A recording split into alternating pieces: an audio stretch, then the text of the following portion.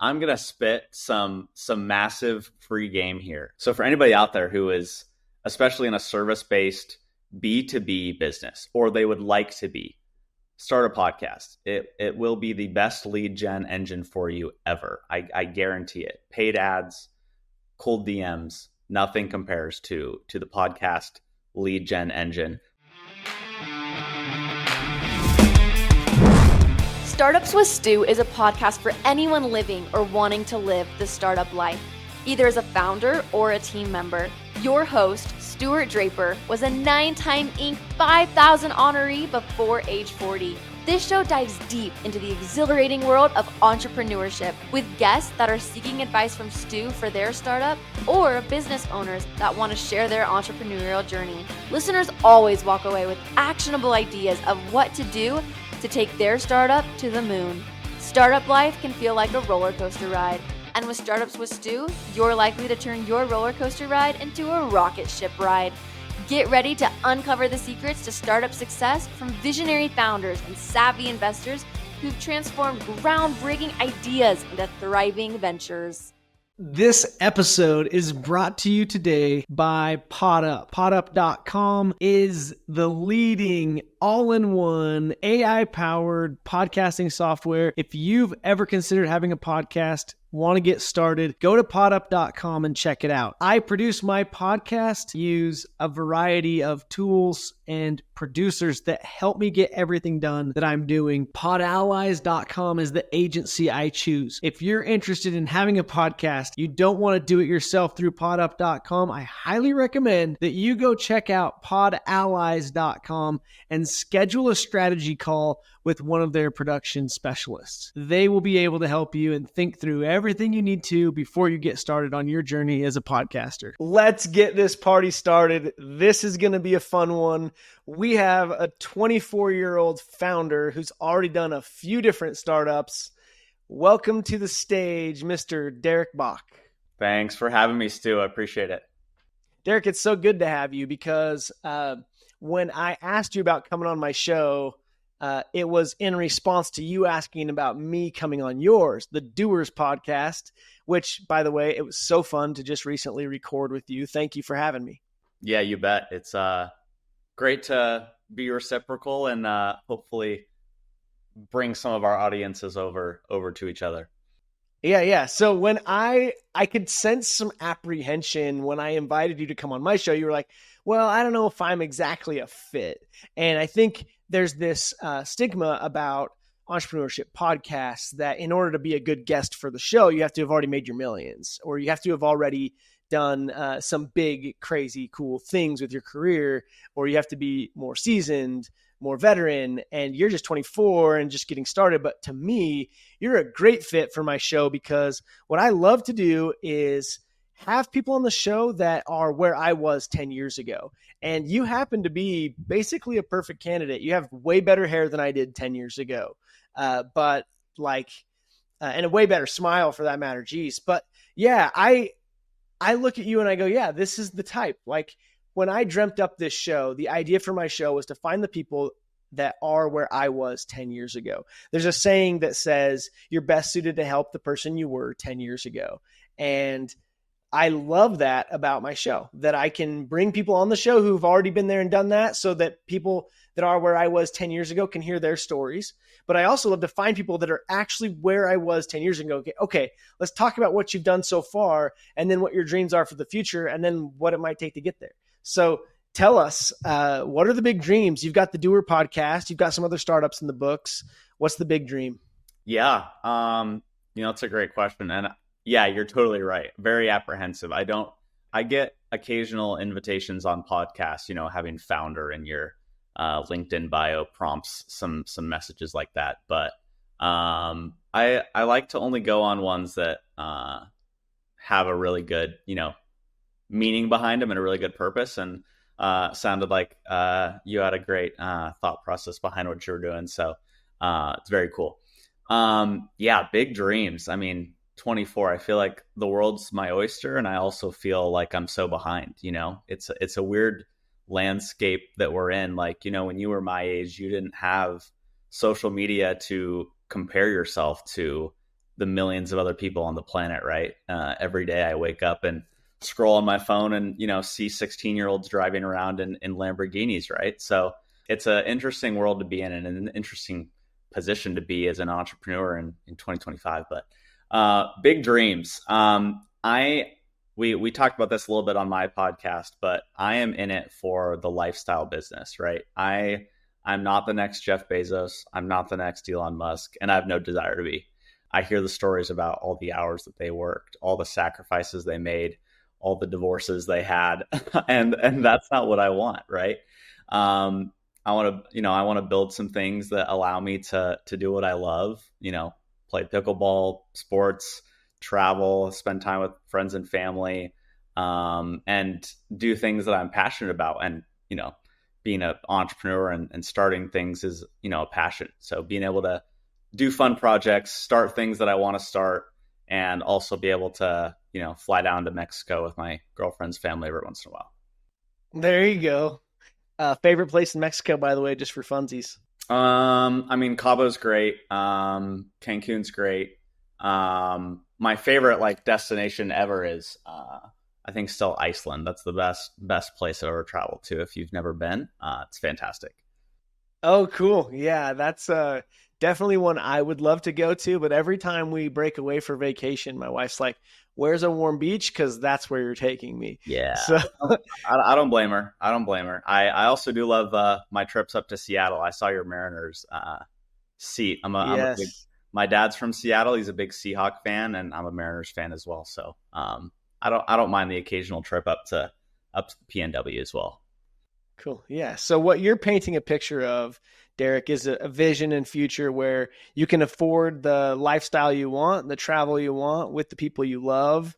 And I think that's like a key main motivator for so many founders. Mm-hmm. It's a lifestyle that they're looking for, and you can create that. And you've already, it sounds like, found ways to do that in part as a young founder. So tell me about the businesses you've started so far and what you've learned from them.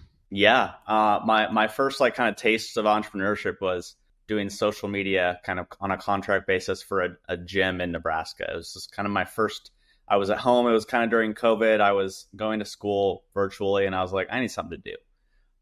So I was sending some cold DMs and Facebook messages to local gyms around my hometown of Lincoln, Nebraska, because I was very into fitness and exercise. I was a college athlete the year before I quit. And I was like, this is what I'm going to do. So I found a gym that was willing to take me on as, my first client, I guess. And worked for them, did some social media work for them. And that was my first kind of taste of getting handed cash for doing something that I actually, did on my own. And ever since then, I was kind of hooked on doing that. So started a few small, side projects throughout my time in college. And, this past year being out of college, I've been working on all kinds of various things, just learning, finding out how many ways I can fail and mess up and move forward. Derek has done what so many founders do, which is find a skill they have that they can get paid to do. And then rather than find a boss to pay them to do it for someone the boss found to do the work for, they just go find their own first customer. And isn't that like a magical moment, by the way, that first time you got paid and you were like, I don't have a boss that paid me. Like, this is my own thing. That's pretty cool, right? Yeah, I would compare it to hard drugs. If I'm being honest, as soon as not that I've done any of that, but as soon as you taste it for the first time, it's a little bit of an addiction. Yeah. Yep. So you start that business, you do that for a while, that evolves into something else, or did you give up on that? Like where did that go? Yeah, it was a very interesting time in my life. I had just quit playing college basketball, which was essentially my dream, for the past 4 to 6 years, in middle school and high school. All I did was wake up and think about basketball, think about how I can go, play professionally or collegiately. And I achieved it. I achieved the dream, and then I got there and it wasn't all it was cracked up to be. So I quit. I moved back home, and I was working. I was doing the entrepreneurial thing. I was going to school, and I was ready for a big change. I was like, I've been in Nebraska long enough. I was 20 at the time. So I decided, essentially, with about a month's notice, decided that I was going to transfer to GCU, Grand Canyon University in Phoenix, Arizona. And that is where I finished out my college career. But it was a very pivotal moment for me because I'd never left home. I'd never lived by myself before. And while I was there, I met some amazing people and made some amazing connections. And the entrepreneurship program and the business program there put a huge emphasis on entrepreneurship, right? So, I started a video production company with a few friends that I met in classes and at school, and ended up doing that for about a year. It was a lot of fun. It was my first kind of real, entrepreneurial endeavor, and it was a lot of fun. Okay, so first we're doing social media on the side hustle. Then we decided we're going to this like official video production agency. I'm going big. I'm doing this with team members. So that's 1 and 2 here with those businesses, Derek. Were there times when you had other ideas for other startups? Like, did you have like a product you thought you might try selling online or anything like that came up? Yes, 100%. I feel like my focus was actually a lot better back then for some reason. And maybe it was just because I was in school and that took up a lot of my thought process, right? I didn't have time to think about other things. So it was, school, intramural flag football, and then the production company, right? I had my priorities. In that order. I love it. That order. It was very serious. Or intramural basketball, whichever was the season at the time.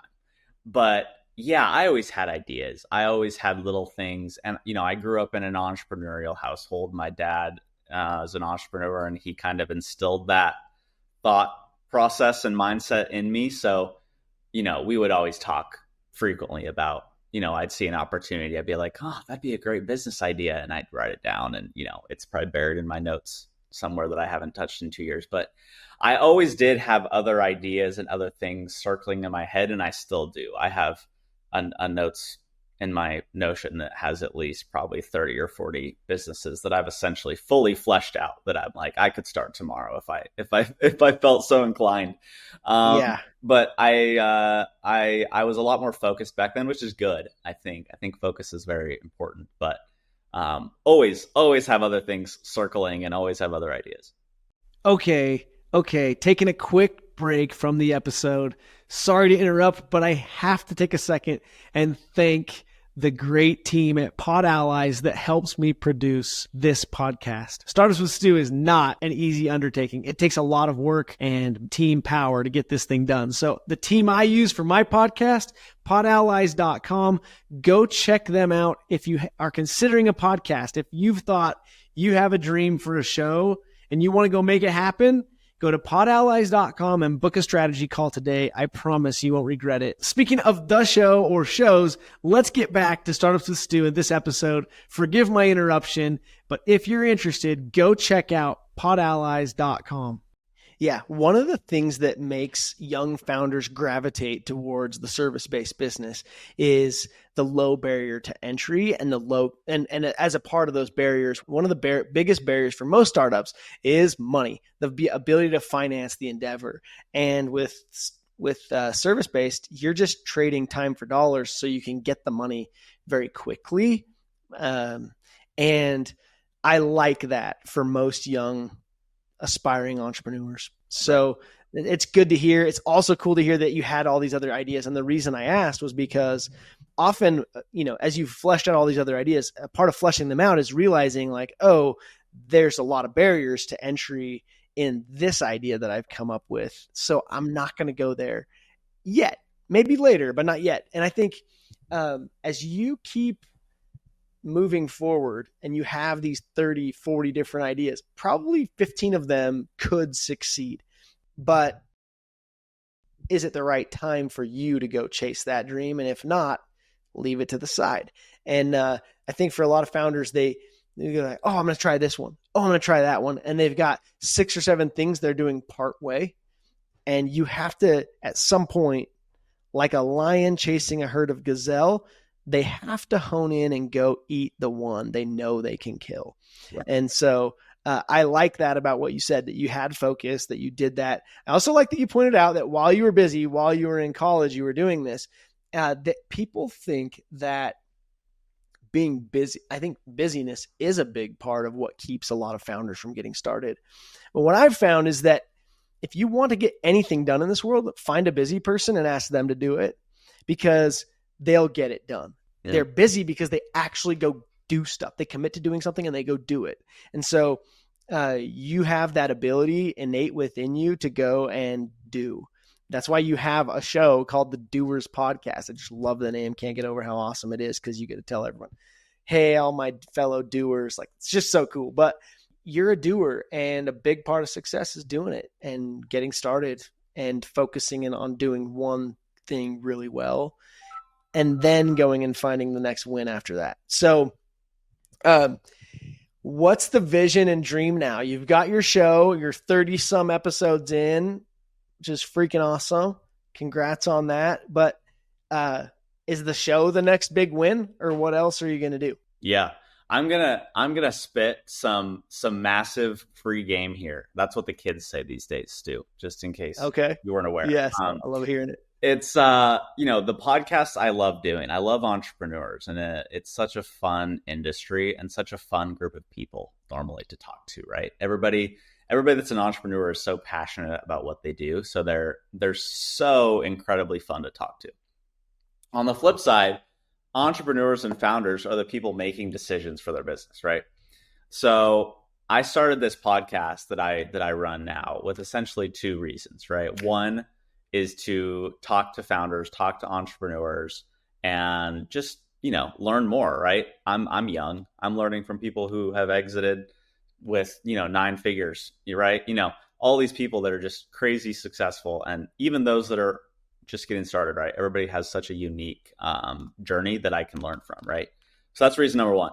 Reason number 2 is it's a great networking tool. And we talked about this a little bit. It's a great networking tool. And in reality, it's a great lead gen tool. Like, you talk to somebody on a podcast, you have the opportunity to dictate the conversation however you want. You can uncover some maybe pain points that they're having. You can, subtly understand some things that are going on with them. Or even after the show, you can say, hey, what are some things going on with you? How can I be of help in any way, right? And you find ways to intertwine yourself into that person's business, and you now know them. They're a warm lead.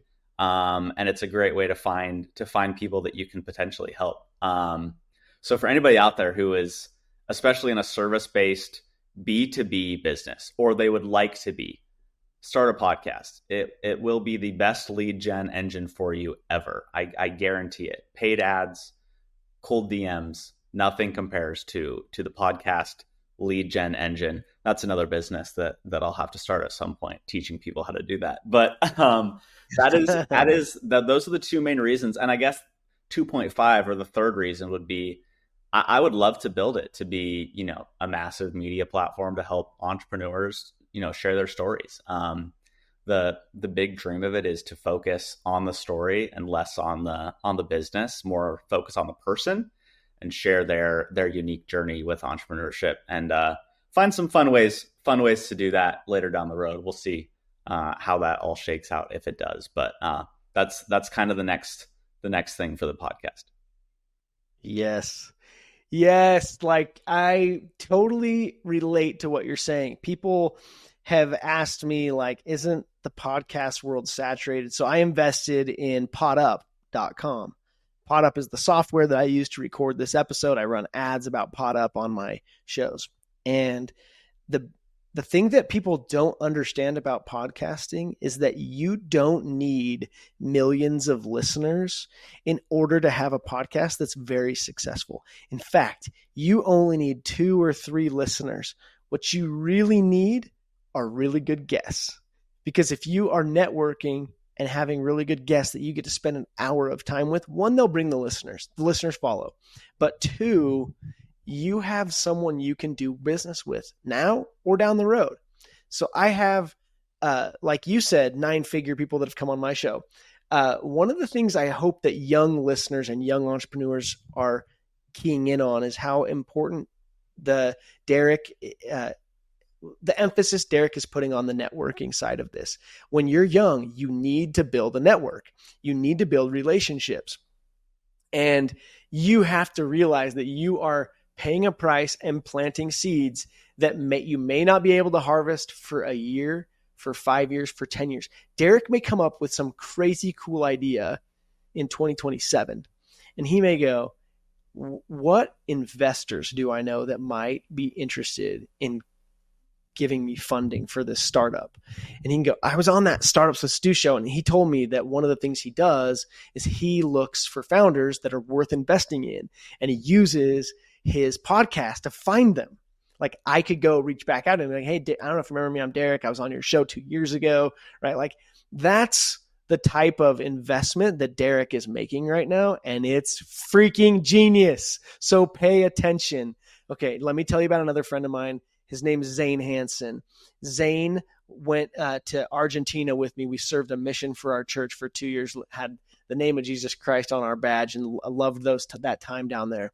And Zane, he was a crazy successful missionary. He came home from his mission, met this girl, and they got married like bam, really fast. And he told his father-in-law, like, hey, I'm not going to go to college. Like, that's not me. His father-in-law was like, hey, well, I think that's crazy, but I'm understanding. If you're not going to do that, I have a request for you. I'd ask that as my daughter's new husband, you will spend every chance you get with millionaires. Go to lunch, try to set a goal to go to lunch with a millionaire every single day. And so Zane went on a mission to find every last successful entrepreneur he could, and he'd go to lunch with them. Well, in that process, he met this guy that was looking for someone to go and help open additional Circus Tricks stores or locations, which Circus Tricks is a trampoline company, right? And these trampoline jump houses were crazy gangbusters 10, 15 years ago. And they were popping up in every small town. And he was going and opening each of those new locations. And they gave him some equity in it. And without a college degree, he was a multimillionaire before he was 30 and paid cash for his mansion in Mapleton, Utah, right by Stephen R. Covey's house. And Stephen R. Covey's the guy that wrote 7 Habits for Highly Effective People, Franklin Covey Company, like genius dude, right? And he got to live right by him and afford a home right by him because he paid a price young and built the right network young. And there is crazy power in what you're doing. So huge congrats on that, Derek. You have a new founder, mentor, and friend in me, and I'm here for you.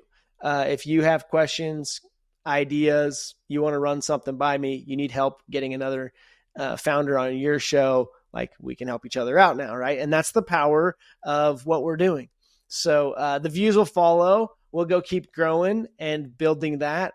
You know, another cool thing that might come from this, you might decide to go check out Pod Up and use it for an episode for your show and see what it feels like using it as your editing platform and your promotion platform for your podcast. So all sorts of cool things come from having spent 1 hour with my new friend, Mr. Derek Bock.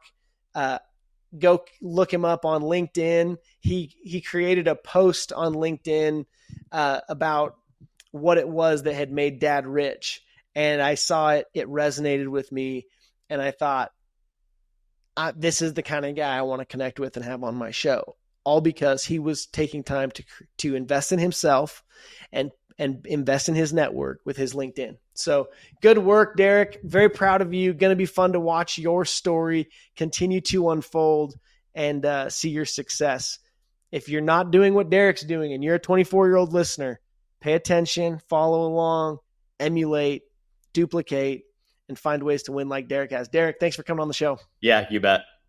Hey, founders, entrepreneurs, investors, and other listeners of Startups with Stu. Thank you, thank you for listening to this episode today. As I mentioned at the beginning, as I mentioned in the middle, I want to take a second again at the end and say, if you haven't yet and you're considering a podcast, go check out podallies.com. They sure help me a lot with the show. And I'm so grateful for all that they do to help me accomplish Startups with Stu and get it out to the world so we can help more founders and take your startup to the moon. Go check out podallies.com and podup.com if you're interested in podcasting at any level.